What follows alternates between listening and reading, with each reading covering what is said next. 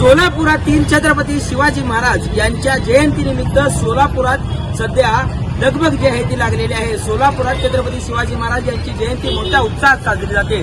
त्याचबरोबर पाळणा कार्यक्रम देखील मोठ्या उत्साहात साजरा होत असतो।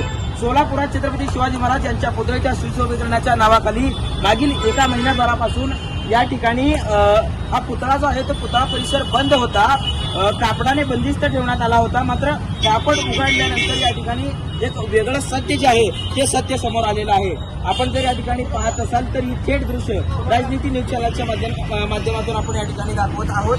छत्रपती शिवाजी महाराज यांच्या अश्वारूढ पुतळ्याच्या ठिकाणी चबुतरा जो आहे तो चबुतराच्या ठिकाणी आपण जर पाहत असाल तर ज्या फरच्या होत्या त्या फरच्या सुशोभीकरणाच्या नावाखाली फोडण्यात आल्या होत्या। मात्र सध्याच्या घडीला छत्रपती शिवाजी महाराज यांची जयंती अवघ्या 4 दिवसावर येऊन ठेपलेली असताना देखील त्याचं काम जे आहे ते अर्धवट राहिलेलं आहे। त्याचबरोबर या ठिकाणी महापालिकेच्या वतीने या ठिकाणी 70 लाख रुपयांचा निधी उपलब्ध करून देण्यात आला होता। मात्र या ठिकाणी सुशोभीकरणाच्या नावाखाली हा पुतळा मागील 1 ते 1.5 महिन्यापासून बंद होता।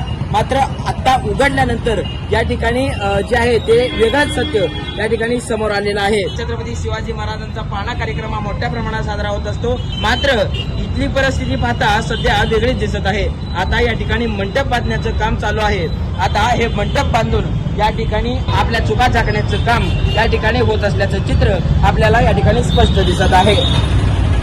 कॅमेरा पर्सन राजेश गट्टूसह दत्ता केरे, राजनीती न्यूज, सोलापूर।